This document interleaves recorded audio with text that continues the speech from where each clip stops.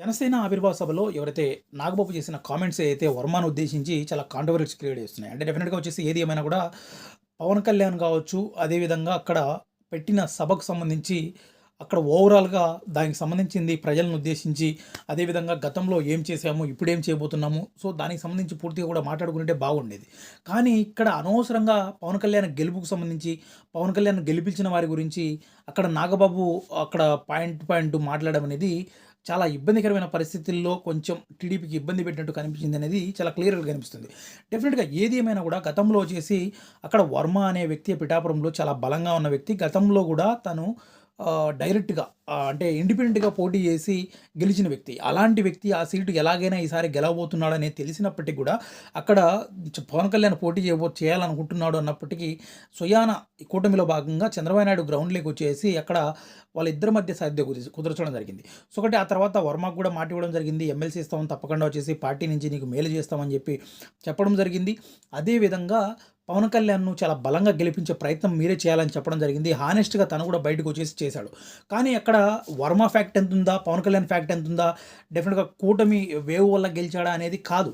ఇక్కడ డెఫినిట్‌గా ఇక్కడ ఆలోచించాల్సిన విషయం ఏంటంటే మనము ఇప్పుడు ఈరోజు ఏదైతే పవన్ కళ్యాణ్ ఏదైతే ఇదే సభలో మాట్లాడాడో టీడీపీని పడిపోయిన టీడీపీని మనం గెలవడమే కాదు, మనం నిలదొక్కుకోవడం కాదు, టీడీపీని కూడా నిలబెట్టామన్న మాట ఏదైతే నిజముందో, నిజమని అతను నమ్ముతున్నాడో, సో కాబట్టి అదే మాట ఈరోజు 2 చాట్ల పవన్ కళ్యాణ్ ఓడిపోయినాడు కాబట్టి, ఓడిపోయిన వ్యక్తిని వర్మనే గెలిపించాడని వర్మ కూడా చెప్పుకోవచ్చు కదా! సో కాబట్టి తను ఎక్కడ కూడా చెప్పడం లేదు. కానీ నాగబాబు ఆవేశంగా, అనవసరంగా ఇలాంటి కాంట్రవర్సీ క్రియేట్ చేసే విధంగా కూటమిలో కొంచెం మాటలైతే వాడివేడిగా ఉన్నట్టు కనిపిస్తుంది.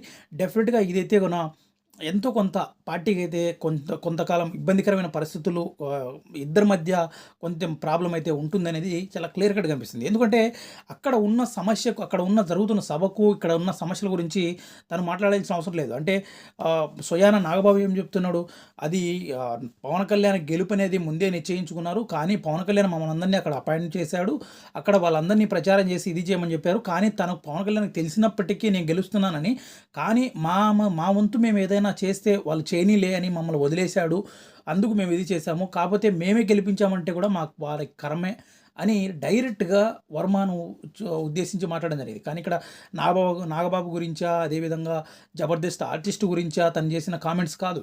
ఇక్కడ డైరెక్ట్‌గా వచ్చేసి వర్మను ఉద్దేశించి చేసినట్టే కనిపించింది.